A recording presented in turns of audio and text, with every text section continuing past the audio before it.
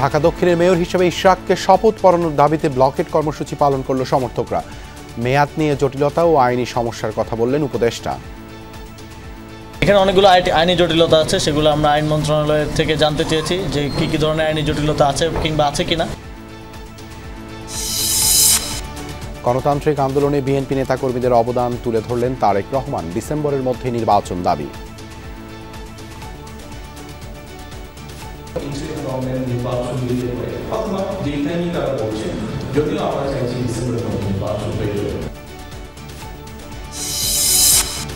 কারাগারে অভিনেত্রী নুসরাত ফারিয়া সামাজিক যোগাযোগ মাধ্যম সহ সরকারের ভেতরে বাহিরে সমালোচনা, মামলার কথা বললেন স্বরাষ্ট্র উপদেষ্টা। এখন তার নামে যদি কেস থাকে আপনি কি করবেন? আপনি তো আবার যদি ছেড়ে দিলে আবার আপনি কিন্তু বলবেন স্যার আপনি ছেড়ে দিচ্ছেন। জব্দ সম্পত্তি বিক্রি করে পাওয়া টাকা ক্ষতিগ্রস্ত ব্যাংক ও জনকল্যাণে ব্যয় করা হবে জানালেন গভর্নর। 1100 কোটি টাকা আত্মসাতের অভিযোগ এস আলমের বিরুদ্ধে দুদকের মামলা। সরকার অন্য সংস্কার নিয়ে যতটা আন্তরিক, অর্থনীতি নিয়ে ততটা নয়, মন্তব্য ডক্টর দেবপ্রিয়র। দেশ কোথায় যাচ্ছে জানে না কেউ, বললেন আমির খসরু। মানবিক করিডোর করবে, ভেরি সেন্সিটিভ ইস্যু। তো বাংলাদেশের সিকিউরিটির প্রশ্ন, রাজনীতিবিদরা পালিয়ে গেছে, ব্যবসায়ী গোষ্ঠীরা ম্রিয়মান হয়ে আছেন, আমলারা আবার পুনরুজ্জীবিত হয়েছেন। সিপিবির সাথে বৈঠকের মধ্যে দিয়ে শেষ হলো ঐক্যমত্য কমিশনের প্রথম ধাপের সংলাপ। দ্বিতীয় ধাপে জাতীয় সনদের খসড়া তৈরি সম্ভব, বলছেন আলী রিয়াজ।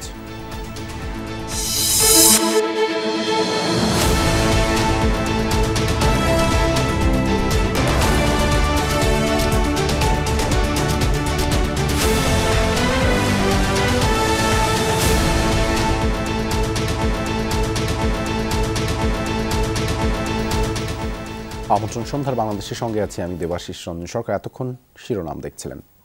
বিএনপি নেতা ইশরাক হোসেনকে ঢাকা দক্ষিণ সিটি কর্পোরেশনের মেয়র হিসেবে শপথ পড়ানোর দাবিতে নগর ভবনের সামনে ব্লকেট কর্মসূচি পালন করেছেন কর্মী সমর্থকরা। পঞ্চম দিনের মতো চলছে বিক্ষোভ। এদিকে স্থানীয় সরকার উপদেষ্টা আসিফ মাহমুদ জানিয়েছেন, দক্ষিণ সিটি কর্পোরেশনের মেয়রের মেয়াদ নিয়ে জটিলতা আছে। আইনি সমস্যা সমাধান না হওয়া পর্যন্ত কোনো সিদ্ধান্ত নেওয়া যাচ্ছে না। আন্দোলনকারীদের ধৈর্য ধরার আহ্বান জানান তিনি। এই বৃদ্ধ চালকের অপরাধ, তিনি বিএনপি নেতা ইশরাকের কর্মী সমর্থকের কথা না শুনে ব্লকেট কর্মসূচিতে সড়কে গাড়ি বের করেছেন কেন? যারাই গুলিস্তানের এই গুরুত্বপূর্ণ সড়ক দিয়ে যেতে চাইছেন তারাই বাধার মুখে পড়ছেন। কেউ খাচ্ছেন মার, কেউ পাচ্ছেন ধমক। মানে বাস আমাদের ব্রিগেড ওভারটেক করে উনি যেতে চাইছিলেন। নাগরিকদের মহা দুর্ভোগে দিনভর নগর ভবনের আশেপাশে 6 ঘন্টার ব্লকেট কর্মসূচি। সাদা বাজে এটা ঘুরে এই মোড়ে বন্ধ, এই মোড়ে বন্ধ, তাহলে আমরা যাবো কোন দিকের? এনা কিছু হলেই প্রত্যেক মোড়ে মোড়ে রাস্তা বন্ধ করে দেয়। কেন আমরা অসহায়? যে এদিক দিয়ে ঘুরে আসলাম আবার এদিকেও রাস্তা বন্ধ, আমাদের তো সমস্যা হচ্ছে সাধারণ জনগণ।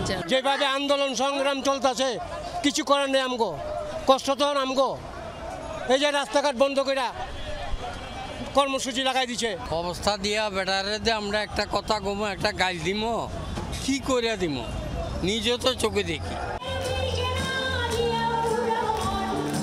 ঢাকা দক্ষিণ সিটি কর্পোরেশনের নগর ভবনের মূল গেট আটকে দেওয়া হয়েছে ট্রাক দিয়ে। সেই ট্রাকেই চলছে গান। গেল 5 দিন অচলাবস্থা নাগরিক সেবায়। ইশরাককে মেয়র পদে আসীন করতে বিক্ষোভে আগতদের স্লোগান, মিছিল, অর্ধশত মাইক আর মোড়ে মোড়ে স্পিকারে পুরো এলাকা প্রকম্পিত। কর্মী সমর্থকরা বলছেন, মেয়রের দায়িত্ব না দিয়ে বৈষম্য করা হচ্ছে ইশরাক হোসেনের সাথে। এরপর ঢাকাবাসীকে সাথে করে নিয়ে ঢাকা শহর অচল করে দেওয়া হবে। তাদের কিছু গুপ্ত সংগঠনের লোক তাদের স্বার্থ হাসিলের জন্যই আজকে তারা গড়িমসি করছে। ঢাকাবাসীর একটাই দাবি যে যাতে ইশরাক ভাই আমাদের মেয়র হয়। এদিকে দুপুরে জাতীয় ক্রীড়া পরিষদে এক অনুষ্ঠানে স্থানীয় সরকার উপদেষ্টা জানিয়েছেন, আইনি জটিলতার কারণে ইশরাক হোসেনকে মেয়র হিসেবে নিয়োগ দেয়া সম্ভব হচ্ছে না। এই সরকার দায়িত্বে আসার পরেই অধ্যাদেশে পরিবর্তন, আইনের পরিবর্তন এনে সিটি কর্পোরেশন পৌরসভাগুলো বিলুপ্ত ঘোষণা করা হয়েছিল এবং তারপরে এখানে অনেকগুলো আইনি জটিলতা আছে, সেগুলো আমরা আইন মন্ত্রণালয়ের থেকে জানতে চেয়েছি যে কি ধরনের আইনি জটিলতা আছে কিংবা আছে কিনা, এবং এর বাইরেও মেয়াদ সংক্রান্ত জটিলতা আছে। বিএনপি নেতা ইশরাক হোসেনকে ঢাকা দক্ষিণ সিটি কর্পোরেশনের মেয়র হিসেবে শপথ না পড়ানোর নির্দেশনা চেয়ে উচ্চ আদালতে একটি রিট আছে, যার শুনানি কাল মঙ্গলবার। আল আমিনা কহন, যমুনা নিউজ, ঢাকা।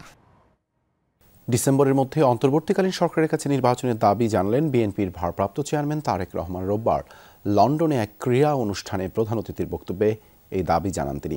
আয়োজনে বাংলাদেশের গণতান্ত্রিক আন্দোলন, বিএনপির বহু নেতাকর্মীর মৃত্যুর বিষয়টি তুলে ধরে দলটির অবদান নিয়েও কথা বলেন তারেক রহমান। একই সাথে দেশের ক্রীড়াঙ্গনের ভবিষ্যৎ পরিকল্পনা নিয়েও মন্তব্য করেন তিনি।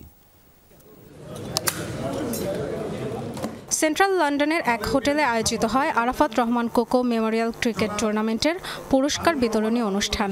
সেখানে প্রধান অতিথির বক্তব্য রাখেন বিএনপির ভারপ্রাপ্ত চেয়ারম্যান তারেক রহমান। ২০ মিনিটের বক্তব্য জুড়ে ছিল বাংলাদেশের ক্রীড়াঙ্গন নিয়ে নানা ভবিষ্যৎ পরিকল্পনা। তারেক রহমান বলেন, বিএনপি ক্ষমতায় গেলে স্কুলের সিলেবাস ঢেলে সাজানো হবে। স্কুল হান্টের মাধ্যমে খেলোয়াড় তৈরি এবং ঢাকায় 2টি ওয়ার্ড মিলে একটি মাঠ তৈরি করা হবে। দেশের ক্রীড়াঙ্গনে প্রয়াত ভাই আরাফাত রহমান কোকোর অবদানের কথা তুলে ধরেন তারেক রহমান। কোকোর বড় ভাই হিসেবে নিজেকে গর্বিত মনে করেন বলেও জানান তিনি। আমরা তো আশা করতে পারি, আমরা তো চিন্তা করতে পারি, আমরা তো প্ল্যান করতে পারি। ঠিক আছে, ক্রিকেট বাংলাদেশ টিম এটাকে আমরা এগিয়ে নিয়ে যাবো ইনশাআল্লাহ। ভলিবল হোক, বাস্কেটবল হোক, যে কোনো স্পোর্টস হোক, সাইক্লিং হোক, রেসলিং হোক, ওগুলোতেও বাংলাদেশকে চিনবে। শুধু একটা চিনবে, আরো অনেক কিছু দিন বাংলাদেশকে চিনবে। বাংলাদেশের গণতান্ত্রিক আন্দোলনে বিএনপির ভূমিকা তুলে ধরেন তারেক রহমান। বলেন, এই আন্দোলনে দলের বহু নেতাকর্মীর প্রাণ গেছে, গুম হয়েছে অনেকে। ডিসেম্বরের মধ্যে নির্বাচনের দাবিও জানান তিনি। আগামী দিনে বিএনপি সরকার গঠন করতে পারলে, ধরেন আমরা যে ডিসেম্বরের মধ্যে নির্বাচন দাবি করছি, ডিসেম্বরে যদি নির্বাচন ইনশাআল্লাহ হয়, এই সরকার এই ইন্টারিম গভর্নমেন্ট নির্বাচন দিলে পরে অথবা যেই টাইমই তারা বলছে, যদিও আমরা চাইছি ডিসেম্বরের মধ্যে নির্বাচন হয়ে যাবে। তারেক রহমান বলেন, রাজনৈতিক অধিকার প্রতিষ্ঠার মাধ্যমে বিএনপি এমন একটি সরকার গঠন করবে যারা মানুষের কল্যাণে কাজ করবে। Dorothy Dasrin, Jamuna news. ঢাকাই চলচ্চিত্রের জনপ্রিয় নায়িকা নুসরাত ফারিয়াকে কারাগারে পাঠিয়েছেন আদালত। জামিনের আংশিক শুনানি শেষে ঢাকা মেট্রোপলিটন ম্যাজিস্ট্রেট সারা ফারজানা হকের আদালত এই আদেশ দেন। জামিনের পূর্ণাঙ্গ শুনানি আগামী বৃহস্পতিবার সকালে রাজধানীর ভাটারা থানায় দায়ের হওয়া জুলাই আগস্টের একটি হত্যা চেষ্টা মামলায় গ্রেপ্তার দেখিয়ে নুসরাতকে সিএমএম আদালতে হাজির করা হয়। সকালে কঠোর নিরাপত্তায় ঢাকার সিএমএম আদালতে হাজির করা হয় ঢাকাই চলচ্চিত্রের জনপ্রিয় নায়িকা নুসরাত ফারিয়াকে। এর আগে তাকে গ্রেপ্তার দেখানো হয় জুলাই আগস্টের একটি হত্যা চেষ্টা মামলায়। তদন্ত কর্মকর্তা রিমান্ডের আবেদন না করলেও মামলার তদন্ত শেষ না হওয়া পর্যন্ত নুসরাত ফারিয়াকে কারাগারে আটক রাখার আবেদন জানান। অপরদিকে আইনজীবীর মাধ্যমে জামিন চান নায়িকা। আদালতে শুনানি চলাকালে পুরোটা সময় মাথা নিচু করে নিশ্চুপ ছিলেন নুসরাত। এদিন আদালতে জামিনের আংশিক শুনানি হয়। পরে আদালত নুসরাত ফারিয়াকে কারাগারে পাঠানোর আদেশ দেন। সেই সাথে পূর্ণাঙ্গ জামিন শুনানির জন্য আগামী বৃহস্পতিবার দিন ধার্য করেন। রাষ্ট্রপক্ষের আইনজীবী শুনানিতে বলেন, নুসরাত ফারিয়া ফ্যাসিবাদের সহযোগী ছিলেন। তারা ফ্যাসিস্টের সঙ্গে হাত মিলিয়ে ফ্যাসিস্টকে সহযোগিতা করে যেসব জনগণ তাদেরকে ভালোবেসেছিল ওদের বিরুদ্ধে তারা দাঁড়িয়েছে এবং তাদেরকে হত্যা করার জন্য, তাদেরকে ক্রস ফায়ার দেওয়ার জন্য, তাদেরকে রাজনীতি বিচ্ছিন্ন করার জন্য, তাদেরকে পঙ্গু করার জন্য, তাদেরকে বাড়িঘর ছাড়া করার জন্য এবং এক কথায় দেশের মানুষের মৌলিক অধিকার হরণ করার জন্য তারা ফ্যাসিস্টকে সহযোগিতা করেছে।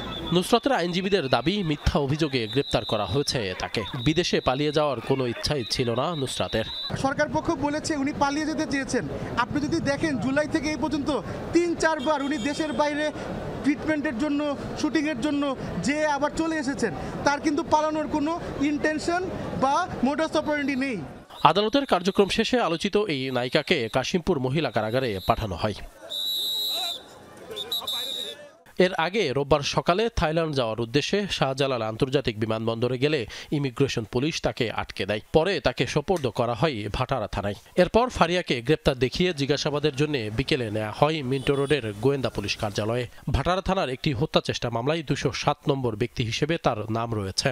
2015 সালে যৌথ প্রযোজনার সিনেমার মাধ্যমে বাংলা চলচ্চিত্রে অভিষেক হয় নুসরাত ফারিয়ার। এক দশকে 2 বাংলা মিলিয়ে 20টির মতো সিনেমায় কাজ করেছেন এই নায়িকা।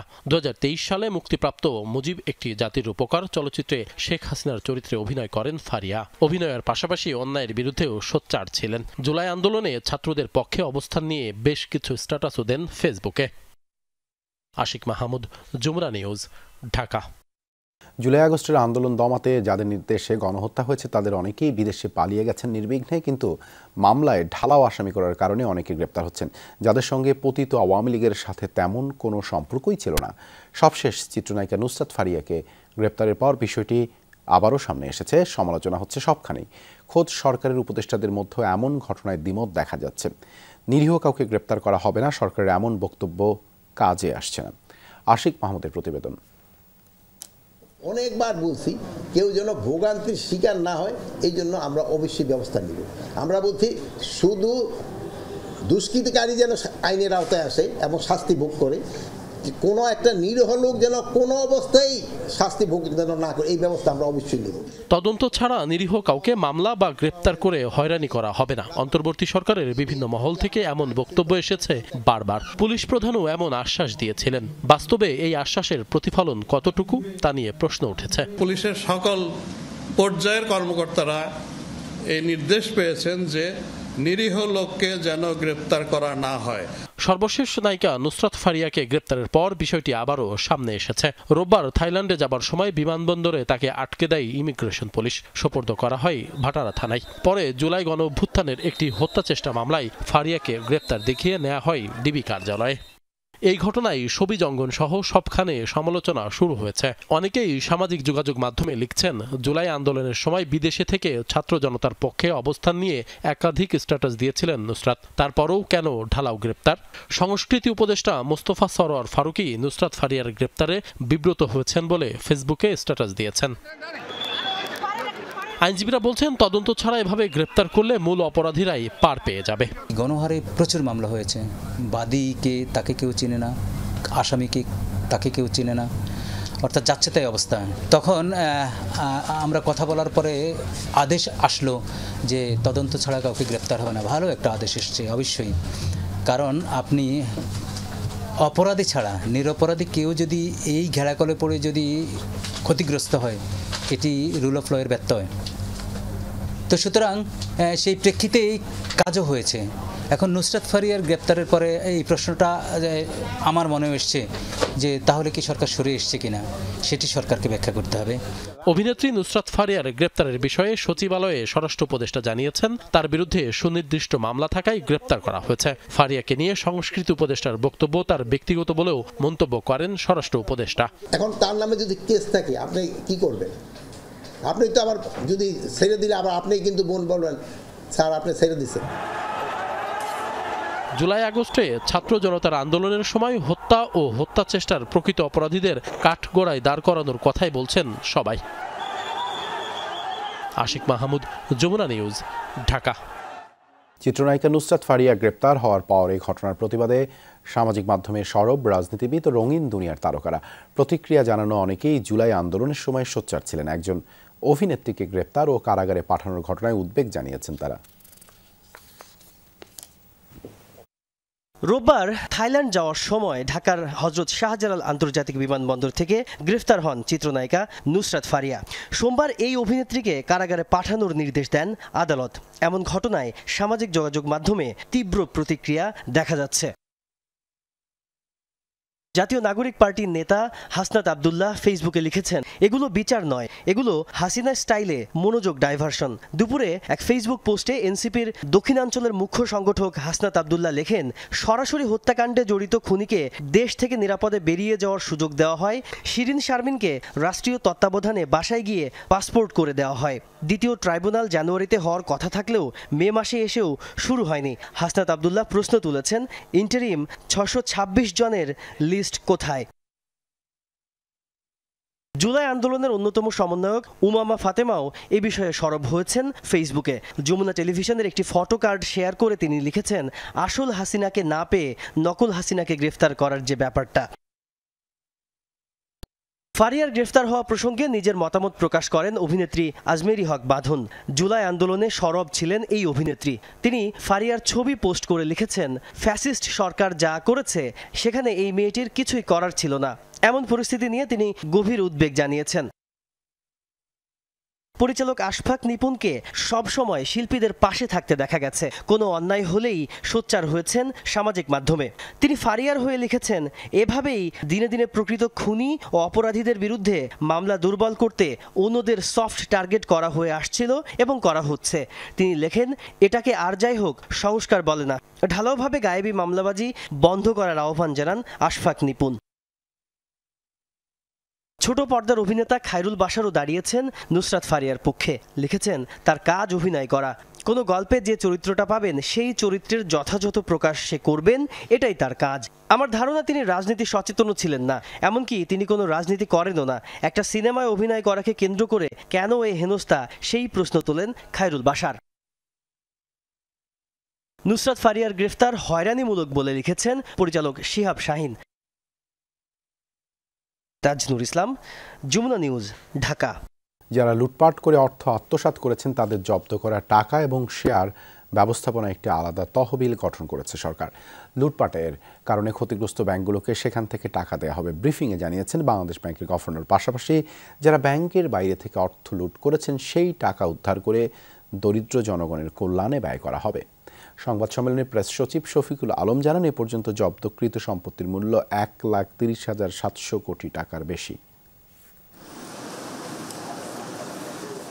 সকালে রাষ্ট্রীয় অতিথি ভবন যমুনায় পাচারকৃত অর্থ ফেরত আনা সহ বিভিন্ন বিষয়ে প্রধান উপদেষ্টা ডক্টর মোহাম্মদ ইউনূসের সাথে কথা বলেন সংশ্লিষ্ট কর্তৃপক্ষ।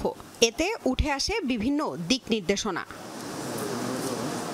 ফরেন সার্ভিস একাডেমিতে সংবাদ সম্মেলনে বৈঠকের বিস্তারিত জানান গভর্নর ও প্রধান উপদেষ্টার প্রেস সচিব। জানানো হয়, বিগত সরকার মোবাইল ব্যাংকিং সার্ভিস নগদের মাধ্যমে দারিদ্র্য বিমোচনের টাকা পাচার করা হয়েছে।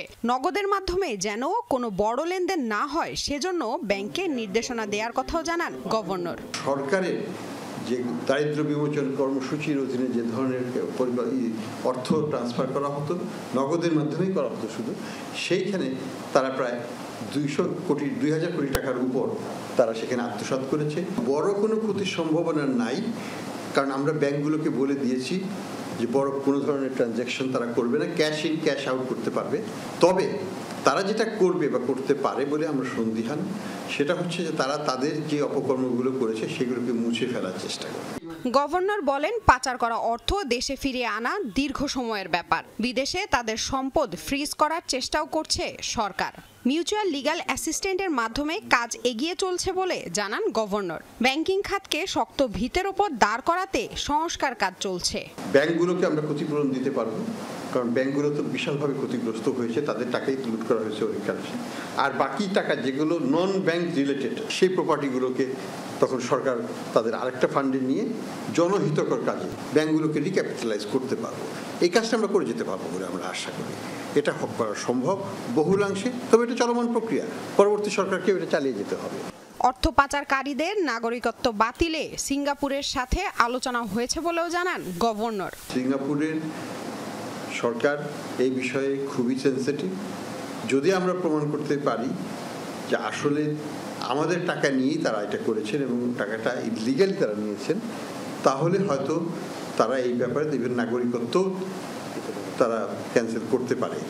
সংবাদ সম্মেলনে প্রধান উপদেষ্টার প্রেস সচিব শফিকুল আলম বলেন, 200 কোটি টাকা পাচার করেছে এমন 125টি কেস চিহ্নিত করা হয়েছে। তিনি জানান, জব্দকৃত সম্পত্তির মূল্য 1,30,000 কোটি টাকার বেশি। স্থাবর সম্পত্তি সেটার পরিমাণ হচ্ছে কোটি টাকায়, আভ্যন্তরীণ হচ্ছে 1,30,758.7 করোড় টাকা, আর হচ্ছে মিলিয়ন ডলারে আছে যেটা বৈদেশিক অ্যাটাচমেন্ট হয়েছে 164.03 মিলিয়ন ডলার।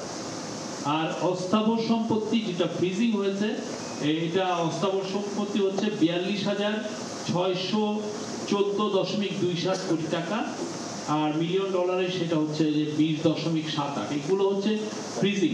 বাংলাদেশ ব্যাংকের দুর্নীতি নিয়ে দুদক চাইলে তদন্ত করতে পারবে বলেও সংবাদ সম্মেলনে জানানো হয়। দুর্নীতি যদি হয়ে থাকে সেটা দুদক আছে, তারা সেটাকে তদন্ত করবে।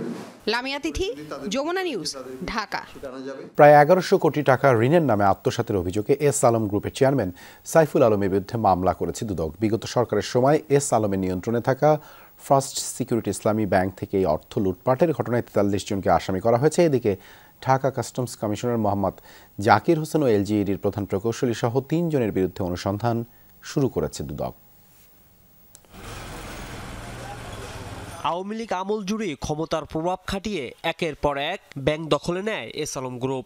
অভিযোগ রয়েছে নাম সর্বস্ব প্রতিষ্ঠানে ঋণের নামে হাজার হাজার কোটি টাকা ব্যাংক থেকে লুটপাট করে দেশের আর্থিক খাতকে ভঙ্গুর দশায় পরিণত করেছে গ্রুপটি। বিএফআইইউ থেকে পাওয়া তথ্য বলছে অন্তত 4টি ব্যাংক থেকে 1,78,000 কোটি টাকা সরিয়েছে এস আলম গ্রুপ। পট পরিবর্তনের পর অনুসন্ধান শুরু হলে মেলে ভয়াবহ ব্যাংক লুটপাটের প্রমাণ। ঋণের নামে ফার্স্ট সিকিউরিটি ইসলামী ব্যাংক থেকে প্রায় 1100 কোটি টাকা আত্মসাতের অভিযোগে সোমবার এস আলম গ্রুপের চেয়ারম্যান সাইফুল আলম সহ সংশ্লিষ্ট 43 জনকে আসামি করে 2টি মামলা করেছে দুদক। নাম সর্বস্ব ভুয়া প্রতিষ্ঠানে ঋণের নামে 553 কোটি টাকা আত্মসাৎ, এই অভিযোগে এস আলম সহ 31 জনের বিরুদ্ধে দুদকের মামলার অনুমোদন হয়েছে। এদিকে ব্যাট অনলাইন প্রকল্পে কোটি টাকা লুটপাটের অভিযোগে ঢাকা কাস্টমস কমিশনার মোহাম্মদ জাকির হোসেনের বিরুদ্ধে অনুসন্ধান শুরু করেছে দুদক। পাশাপাশি স্থানীয় সরকার প্রকৌশলী অধিদপ্তরের সাবেক প্রধান প্রকৌশলী আলী আক্তার হোসেন, সাবেক প্রধান প্রকৌশলী ওয়াহিদুর রহমান সহ 3 জনের বিরুদ্ধে দুর্নীতির খোঁজে মাঠে নেমেছে সংস্থাটি। এদিকে দুদকের আবেদনের প্রেক্ষিতে রাজুকের সাবেক চেয়ারম্যান অবসরপ্রাপ্ত মেজর জেনারেল মোহাম্মদ সিদ্দিকুর রহমান দম্পতির অস্থাবর সম্পদ জব্দের আদেশ দিয়েছেন আদালত। এছাড়া ক্ষমতার অপব্যবহার ও নামে বেনামে বিপুল পরিমাণ অবৈধ সম্পদ অর্জন সহ বিভিন্ন অভিযোগে সিআইডির সাবেক প্রধান মোহাম্মদ আলী মিয়ার বিদেশ যাত্রা নিষেধাজ্ঞা দিয়েছে আদালত। রাজীব আহমেদ, যমুনা নিউজ, ঢাকা। সরকার অন্যান্য সংস্কার নিয়ে যতটা আন্তরিক, অর্থনীতি নিয়ে ততটা নয়। ফলে বাজেট তৈরি পুরনো সংকটের সমাধান হয়নি, উল্টো মাথাচাড়া দিয়ে উঠেছে বিগত চোরতন্ত্রের আমলারা। এমন মন্তব্য অর্থনীতিবিদ ডক্টর দেবপ্রিয় ভট্টাচার্যের। সকালে বাজেট নিয়ে নাগরিক প্ল্যাটফর্মের সেমিনারে বক্তব্য রাখেন তিনি। এ সময় ব্যাংক, এনবিআর ও পরিসংখ্যান ব্যবস্থাপনার সমালোচনা করেন অন্য গবেষকরা। দেশের আয় ব্যয়ের হিসাব মেলাতে গলদঘর্ম সরকার। ঘাড়ে দেশি বিদেশি ঋণের বিশাল বোঝা, মূল্যস্ফীতি সামলাতে চেপে রাখা হয়েছে টাকার প্রবাহ, তার উপর কাঙ্ক্ষিত নয় রাজস্ব আদায়। এই অবস্থায় কর্মচারীদের বেতন, ভর্তুকি নাকি উন্নয়ন, কোনটি বেশি গুরুত্ব পাবে সেই আলোচনা নানা মহলে। কিছুটা হিসাব কষেছে এসডিজি বাস্তবায়নে নাগরিক প্ল্যাটফর্ম। সোমবার সকালে এক সেমিনারে বলা হয়, বাজেট প্রণয়নের সাথে সরকারের সংস্কার উদ্যোগের মিল নেই। অনেক কাজ চলছে আগের নিয়মে, প্রশ্ন আছে এনবিআর ভেঙে দেওয়ার প্রক্রিয়া নিয়েও। যে কোনো এলডিসির সাথে কম্পেয়ার করতে গেলে দেখবো বাংলাদেশ এত ডকুমেন্ট আমাদের অন্য কোনো এলডিসির নেই, কিন্তু when it comes to implementation we're the poorest. It's called a policy paralysis. আমাদের যে প্রচুর পরিমাণ জ্বালানি আমদানি করতে হবে, নীতির ভুলের কারণে আমরা যে জ্বালানি নির্ভরতার উপর বেড়ে গেছি, সেইটার থেকে আমরা এখন মুক্তি পাওয়ার জন্য যে কাজ করব সেখানেও কিন্তু কাজ হচ্ছে না। যে প্রায় 21 লাখ চাকরি হারিয়েছে, কিন্তু কোন সেক্টরে চাকরি হারিয়েছে এটা আপনি বলতে পারবেন না, কারণ এলএফএস এর ডাটা ঠিক করা হয়নি এখনো। আয় ব্যয়ের হিসাবের ক্ষেত্রে এমওএফের ডাটা এখনো 7 মাসের আছে, কিসের উপরে বাজেট নির্ধারণ করা হয়েছে আমরা জানি না। এই সময় সবশেষ শ্বেতপত্র প্রণয়ন কমিটির প্রধান অর্থনীতিবিদ ডক্টর দেবপ্রিয় ভট্টাচার্য বলেন, দেশের অর্থনীতি এখনো ঘুরে দাঁড়ায়নি, নতুন করে শক্তিশালী হয়েছে আমলাতন্ত্র। 3 শক্তি একত্রিত হয়েছিল বাংলাদেশে, এই ক্লেপ্টোক্রেসি বা যেটাকে চোরতন্ত্র বলে। এখন যদি আপনি লক্ষ্য করে দেখেন তাহলে রাজনীতিবিদরা পালিয়ে গেছে, আপনার ব্যবসায়ী গোষ্ঠীরা ম্রিয়মান হয়ে আছেন, আর আমলারা আবার পুনরুজ্জীবিত হয়েছেন। এ সময় সাবেক বাণিজ্যমন্ত্রী আমির খসরু মাহমুদ চৌধুরী বলেন, দেশ কোথায় যাচ্ছে কেউ জানে না। অন্যদিকে বিশ্ব অর্থনীতিতে অনিশ্চয়তার যুক্তি দেন প্রধান উপদেষ্টার বিশেষ সহকারী। মানবিক করিডোর করবে, ভেরি সেন্সিটিভ ইস্যু। তো বাংলাদেশের সিকিউরিটির প্রশ্ন, জিও স্ট্র্যাটেজিক ডিসিশন, বাংলাদেশের কি আমি কি ফ্রন্টলাইন স্টেট হতে যাচ্ছি নাকি এখানে, এবং এইখানে কোনো কনসালটেশন হয়নি, এবং this is a political decision. Deeper and deeper crisis every often অর্থনীতির বিশৃঙ্খলা এশিয়ার দেশগুলোর জন্য অনেক বড় সমস্যা, আমাদের জন্য এটা বড় মাথা ব্যথা। তাই বলবো, অনেক অনিশ্চয়তার মাঝে আমাদের কাজ করতে হচ্ছে। সামনের পরিকল্পনা তৈরির আগে বিশ্ব ব্যবস্থার দিকেও খেয়াল রাখতে হবে। 2025-26 অর্থ বছরের বাজেট উপস্থাপন হবে 2 জুন। তৌহিদ হোসেন, যমুনা নিউজ, ঢাকা। বাংলাদেশি পণ্য আমদানিতে ভারতীয় নিষেধাজ্ঞার কারণে বিভিন্ন স্থল বন্দরে আটকে পড়েছে অর্ধশত পণ্যবাহী ট্রাক। এতে বিপাকে পড়েছেন ব্যবসায়ীরা। শনিবার বাংলাদেশের স্থল বন্দরের মাধ্যমে গার্মেন্টস, প্রক্রিয়াজাত খাদ্য, সুতা সহ বেশ কিছু পণ্য আমদানিতে নিষেধাজ্ঞা দেয়। লালমনিরহাটের বুড়িমারি স্থল বন্দর দিয়ে ভারতে রপ্তানির উদ্দেশ্যে বিভিন্ন পণ্য নিয়ে যাওয়া 20টি ট্রাক বন্দরে আটকে আছে। এসব ট্রাকে ফলের জুস, বিস্কুট, নুডলস, বর্জ্য তুলা ও সুতা রয়েছে। বেনাপোল স্থল বন্দরে আটকে পড়েছে গার্মেন্টস পণ্যবাহী 29টি ট্রাক। চাঁপাইনবাবগঞ্জের সোনা মসজিদ স্থলবন্দরে আটকে আছে পণ্যবাহী 2টি ট্রাক। নিষেধাজ্ঞার বিরূপ প্রভাব পড়েছে সাতক্ষীরার ভোমরা স্থলবন্দরেও। সংশ্লিষ্টরা বলছেন, নিষেধাজ্ঞার কারণে ব্যবসায়ীরা ক্ষতির মুখে পড়েছেন। এতে কমে আসবে রাজস্ব আয়। বন্দরে কার্যক্রম অনেক কম, এ কারণে আমাদের অর্থনীতি অনেক ক্ষতিগ্রস্ত হচ্ছে। দুই দেশের কর্তৃপক্ষ পর্যায়ে এর সুন্দর পরিবেশে আশু সমাধানের জন্য আমি জোর দাবি রাখছি। গত 2 দিন আগে ভারত সরকার যে নিষেধাজ্ঞা করেছে, সেই অবস্থায় এখন আমাদের কাজ কাম কমে গেছে। অন্তর্বর্তীকালীন সরকার অগণতান্ত্রিক পথে হাঁটছেন, নির্বাচনের কথা বললেই তারা রেগে যায়, এমন মন্তব্য করেছেন বিএনপির স্থায়ী কমিটির সদস্য সালাউদ্দিন আহমদ। বিকেলে সিলেট বিভাগের বিএনপির সদস্য সংগ্রহ ও নবায়ন কার্যক্রমের উদ্বোধনী অনুষ্ঠানে তিনি বলেন, ঢাকা দক্ষিণ সিটি কর্পোরেশনের মেয়র হিসেবে ইশরাককে 2-1 দিনের মধ্যেই শপথ পাঠ না করালে বৃহত্তর আন্দোলন গড়ে তোলা হবে। তিনি আরও বলেন, কয়েকজন উপদেষ্টা দেশে বিশৃঙ্খলা তৈরির চেষ্টা করছে। অনুষ্ঠান শেষে বিএনপির সদস্য সংগ্রহ ও নবায়ন কার্যক্রমের উদ্বোধন করা হয়। বাংলাদেশের সকল মানুষকে আমরা অনুরোধ জানাই, আহ্বান জানাই, এই সংস্কারের ফল যদি আমরা পেতে চাই, তাহলে পরে একটি নির্বাচিত সংসদের কি বিকল্প আছে? আমরা সেই কথা বললে এই অন্তর্বর্তীকালীন সরকার খুব নারাজ হয়। বেঁচে থাকতে আওয়ামী লীগের সাথে কোনো আপোষ নয়, বরং তাদের কেউ পুনর্বাসন করতে চাইলে বাধা দেওয়া হবে, এমন মন্তব্য করেছেন বিএনপির স্থায়ী কমিটির সদস্য নজরুল ইসলাম খান। দুপুরে জাতীয় প্রেস ক্লাবে 12 দলীয় জোট আয়োজিত আলোচনা সভায় তিনি বলেন, আওয়ামী লীগের হাতে বিএনপি নেতাকর্মীরা সবচেয়ে বেশি নির্যাতিত হয়েছে। খুন, গুম কিছুই বাদ রাখেননি। তিনি বলেন, সংস্কারের জন্য যতটুকু প্রয়োজন অধ্যাদেশ জারি করে তা এখনই করে ফেলা যায়। ডিসেম্বরের মধ্যে নির্বাচন করার কোনো বাধা নেই।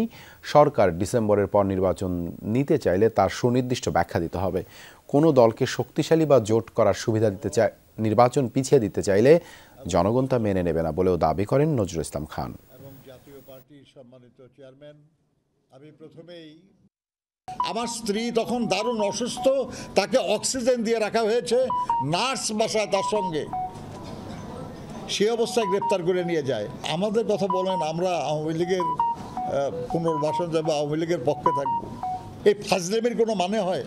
এটা কি সম্ভব? এটা আমরা বেঁচে থাকতে আওয়ামী লীগের সঙ্গে আপোষ কেউ করবে? আরে আমরা তো নাই, অন্য কেউ করতে গেলে তাকে পর্যন্ত আমরা বাধা দেব।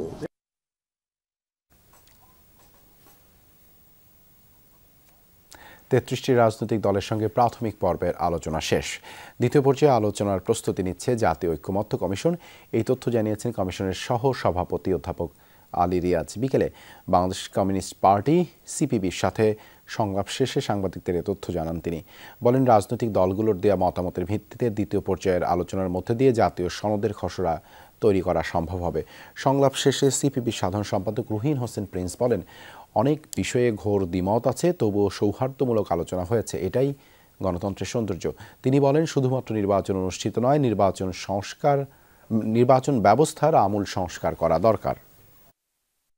যে আলোচনা সূচনা হয়েছিল 2 মাস আগে 20 মার্চ, তার সমাপ্তি টানব এবং পরবর্তী পর্যায়ে দ্বিতীয় পর্যায়ের আলোচনার খুব শিগগিরই আমরা শুরু করতে পারবো। গণতন্ত্রের আকাঙ্ক্ষা, যে হত্যাযজ্ঞ হয়েছে তার বিচারের আকাঙ্ক্ষা, এই ফ্যাসিবাদী ব্যবস্থা যাতে আর ফিরে না আসতে পারে তার আকাঙ্ক্ষা, আর বৈষম্যমুক্ত সমাজ গড়ার আকাঙ্ক্ষাকেই এগিয়ে নিয়ে যাবে।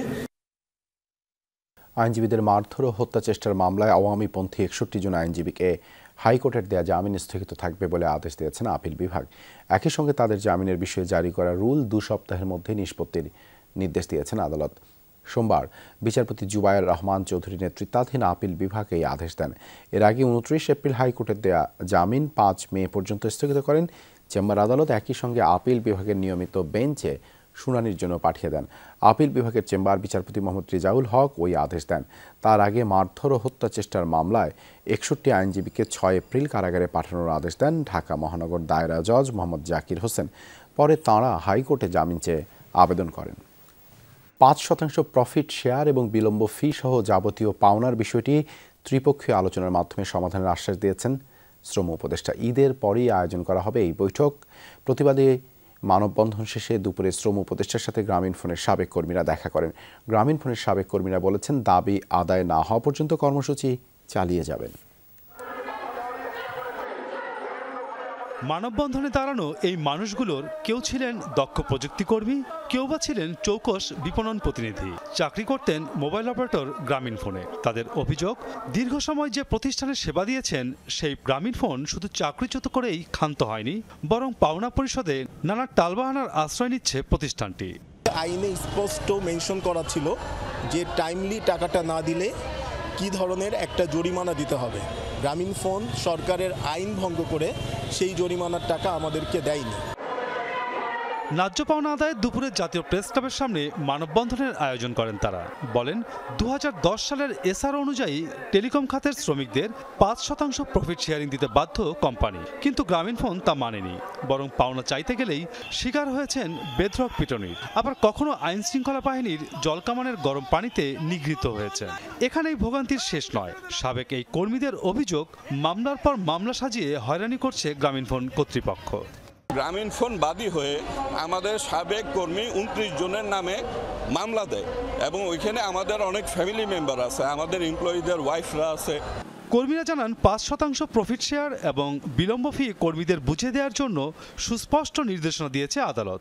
রহস্যজনক কারণে আদালতের নির্দেশনা অনুসরণ করা হচ্ছে না, এমন অভিযোগ করছেন তারা। যদি তোমরা টাকা এটা মূল টাকা নিতে চাও, তাহলে আমরা যে শর্ত দেব এই শর্ত মেনে তোমাদের এই কাগজে সিগনেচার করে টাকা নিতে হবে। ওই কাগজে কি শর্ত আছে আমরা কোনো এমপ্লয়ার জানি না। দুপুরে সচিবালয়ে শ্রম উপদেষ্টা অবসরপ্রাপ্ত ব্রিগেডিয়ার জেনারেল এম সাখাওয়াত হোসেনের সাথে বৈঠক করেন গ্রামীণফোনের দ্বারা নির্যাতিত সাবেক কর্মীরা। ঈদের পর ত্রিপক্ষীয় আলোচনার মাধ্যমে বিষয়টি সুরাহার আশ্বাস দিয়েছেন উপদেষ্টা। উনি আমাদের পুরো বিষয়টা খুব ভালো মতোই জানেন এবং তিনি এও বলেছেন ঈদের পরপর ওই যে ট্রাইপার্টি একটা মিটিংয়ের মাধ্যমে বিষয়টি সমঝোতার জন্য উনি পদক্ষেপ নেবেন। কর্মীদের উপর নির্যাতন এবং ন্যায্য পাওনা পরিশোধে গড়িমসির বিষয়টি আন্তর্জাতিক পরিমণ্ডলের নজরে আনার কথা জানান তারা। আইএলও থেকে শুরু করে ইউরোপিয়ান যে অর্গানাইজেশন, লেবার অর্গানাইজেশনগুলো আছে, সব অর্গানাইজেশনগুলোকে আমরা কন্টিনিউয়াস বিষয়টি জানাচ্ছি। কেন পাওনা পরিশোধ করা হচ্ছে না এ বিষয়ে গ্রামীণফোন কর্তৃপক্ষ লিখিতভাবে জানায় বিষয়টি আইনিভাবে নিষ্পত্তি করা হবে। মাসুদুজ্জামান রবিন, যমুনা নিউজ, ঢাকা। যুক্তরাষ্ট্রের কড়া হুঁশিয়ারি সত্ত্বেও ইউরেনিয়াম সমৃদ্ধকরণ অব্যাহত রাখবে ইরান। পরমাণু ইস্যুতে সমঝোতায় দুদেশের চলমান দৌড়ঝাঁপের মধ্যেই এই ঘোষণা দিল তেহরান। কোনোভাবেই ইরানের অবৈধ পরমাণু কর্মসূচি মেনে নেওয়া হবে না, পাল্টা হুঁশিয়ারি ওয়াশিংটনের। সম্প্রতি দফায় দফায় বৈঠকের পরও কোনো সফলতা তো মেলেইনি, উল্টো দুদেশের পাল্টাপাল্টি কথার লড়াইয়ে তুঙ্গে পৌঁছেছে উত্তেজনা। মার্কিন প্রেসিডেন্ট হিসেবে ডোনাল্ড ট্রাম্প দ্বিতীয় মেয়াদে দায়িত্ব নেওয়ার পর থেকেই পরমাণু কর্মসূচি ইস্যুতে চলছে যুক্তরাষ্ট্র ইরানের কূটনৈতিক দৌড়ঝাঁপ। এরই মধ্যে 4 দফায় ওমান এবং ইটালিতে আলোচনায় বসে ওয়াশিংটন তেহরান। তবুও কোনো সিদ্ধান্তে উপনীত হতে পারেনি শত্রুভাবাপন্ন দেশ দুইটি। যুক্তরাষ্ট্রের স্পষ্ট বার্তা, কোনো পারমাণবিক অস্ত্রের অধিকারী হতে পারবে না ইরান, বন্ধ করতে হবে ইউরেনিয়াম সমৃদ্ধকরণও। ইরানি প্রতিনিধিদের সাথে প্রতি দফা বৈঠকেই এই দাবি জানিয়েছে ট্রাম্প প্রশাসনের কর্মকর্তারা। আমরা একটি সমাধানে পৌঁছাতে চাই এবং সেটি সম্ভব হবে বলে মনে করি। এর জন্য আমাদের শর্ত মানতে হবে। ইরান ইউরেনিয়াম সমৃদ্ধ করতে পারবে না, 1%ও না, কেননা এটি করলে তেহরান অস্ত্র হাতে পাবে। আমরা তা হতে দেব না। কিন্তু ওয়াশিংটনের হুমকি ধামকি থোড়াই কেয়ার করছে তেহরান। ইউরেনিয়াম মজুতের অবস্থানে অনড় খামেনি প্রশাসন। আমার বিশ্বাস স্টিভ উইটকফ আলোচনার বাস্তবতা থেকে বিচ্ছিন্ন। ইরান ইউরেনিয়াম সমৃদ্ধকরণ অব্যাহত রাখবেই। কোনো পারমাণবিক অস্ত্র তৈরি করা হবে না। তারা যদি এটা নিশ্চিত করতে চায়, আমরা সহযোগিতায় প্রস্তুত, কিন্তু অবাস্তব প্রত্যাশা পূরণ করা যাবে না। অবশ্য ট্রাম্প প্রশাসনের দাবি কূটনৈতিক পথে এগোচ্ছে যুক্তরাষ্ট্র, এড়ানো হচ্ছে সংঘাতের পথ।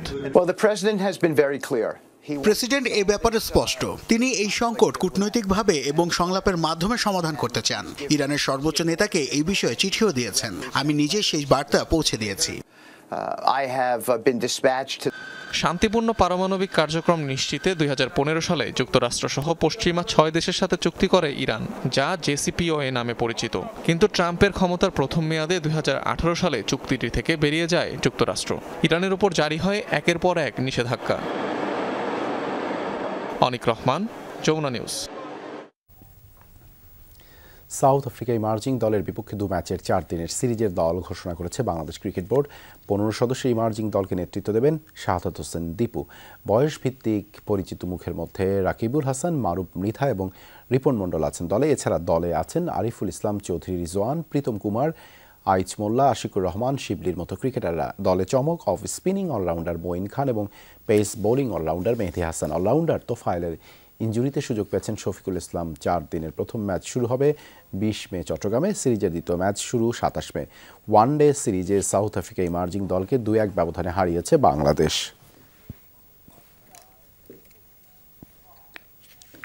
এই ছিল আজকের সন্ধ্যার বাংলাদেশের আয়োজন। এতক্ষণ সাথে থাকার জন্য ধন্যবাদ।